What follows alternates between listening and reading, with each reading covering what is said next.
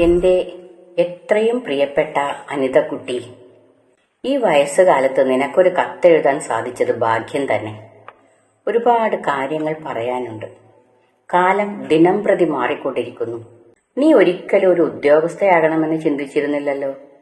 മൂത്ത മകളായത് കാരണം നിനക്ക് എന്നും അടുക്കള ജോലിയും നിന്റെ താഴെയുള്ളവരുടെ ഉത്തരവാദിത്തങ്ങളുമായിരുന്നല്ലോ. അന്ന് 10 വയസ്സാകുമ്പോഴേക്കും മൂത്ത കുട്ടികൾ കാര്യപ്രാപ്തിയുള്ളവരായി മാറുന്നു. ഇന്നത്തെ കുട്ടികൾക്ക് എല്ലാറ്റിനും അമ്മ വേണം. ഞാൻ അഭിമാനത്തോടെ പറയട്ടെ, എനിക്കും അമ്മയെയും അമ്മമ്മയെയും പോലെ ഒരു ടീച്ചറാകാൻ സാധിച്ചു. അതും ഞാൻ പഠിച്ച സ്കൂളിൽ തന്നെ. മക്കളെ രണ്ടുപേരെയും നന്നായി വളർത്താനും അവരെ നല്ല നിലയിൽ എത്തിക്കാനും സാധിച്ചതിൽ ഞാൻ സന്തുഷ്ടയാണ്. നീ ചെറുപ്പം തൊട്ടേ ഒരുപാട് വായിക്കാറുണ്ടായിരുന്നില്ലേ?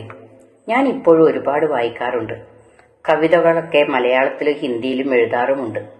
ഇന്നത്തെ കുട്ടികൾ വായിക്കുന്നതിനു പകരം മൊബൈലിലും ടിവിയിലും കമ്പ്യൂട്ടറിലും മുഴുകുന്നു. അന്യോന്യമുള്ള ആശയവിനിമയം ഫോണിലൂടെ മാത്രം. നീ ആരോടും അധികം സംസാരിക്കാറുണ്ടായിരുന്നില്ലല്ലോ.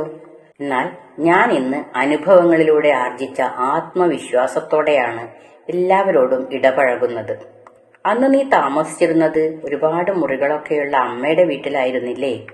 എങ്കിലും അവിടെ കൂട്ടുകുടുംബത്തിന്റെ അസ്വാരസ്യങ്ങൾ ഉണ്ടായിരുന്നല്ലോ.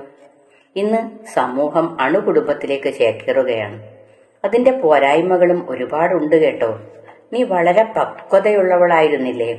വീട്ടിലെ ഉത്തരവാദിത്വങ്ങൾക്കിടയിലും സ്കൂളിലും ബാലജന സഖ്യത്തിലും എല്ലാ പരിപാടികളിലും പങ്കെടുത്ത് സമ്മാനങ്ങൾ നേടിയിരുന്നില്ലേ? ഹിന്ദി ആയിരുന്നില്ലേ നിന്റെ ഇഷ്ടവിഷയം? അതുകൊണ്ട് തന്നെ ചരിത്രവും സാമ്പത്തിക ശാസ്ത്രവും പഠിച്ച് പാസ്സായെങ്കിലും പിന്നീട് ഹിന്ദി പഠിച്ച് എനിക്ക് ഒരു ഹിന്ദി ടീച്ചറാകാൻ സാധിച്ചത് ഒരു ഭാഗ്യമായി കരുതുന്നു. നീ ആരോടും വഴക്കിടാനും ദേഷ്യപ്പെടാനും പോകാറില്ലല്ലോ. ഞാനും ആരുമായിട്ട് ഒരു പ്രശ്നത്തിനും പോകാറില്ല കേട്ടോ. വാക്കുകൊണ്ടും പ്രവൃത്തി കൊണ്ടും നമ്മൾ ആരെയും വിഷമിപ്പിക്കരുത്. എല്ലാവരുമായി നല്ലൊരു സൗഹൃദം സൂക്ഷിക്കുന്നു. മാറുന്ന കാലത്തിനൊത്ത് നീ ജീവിക്കണം. ആർട്ടിഫിഷ്യൽ ഇന്റലിജൻസ് ലോകം കീഴടക്കുമ്പോൾ പഴയതൊക്കെ ഫോണിന്റെ സ്ക്രീനിൽ പുനർജനിക്കുന്നു. ജിപേയും വാട്സപ്പ് മെസ്സേജുകളും ഓൺലൈനിലെ ഷോപ്പിങ്ങും സ്വിഗ്ഗി ഡെലിവറിയും ഒക്കെ ആയി ലോകം മുന്നോട്ട് കുതിക്കുകയാണ്. തള്ളേണ്ടത് തള്ളിയും കൊള്ളേണ്ടത് കൊണ്ടുകൊണ്ടും മുന്നോട്ടു പോകണം. എന്തിനും ഏതിനും ഒരു കരുതൽ നല്ലതാണ്. ഞാൻ ഇപ്പോഴും എനിക്കിഷ്ടപ്പെട്ട കാര്യങ്ങൾ ചെയ്യുന്നു. ജീവിതം ഒന്നല്ലേ ഉള്ളൂ.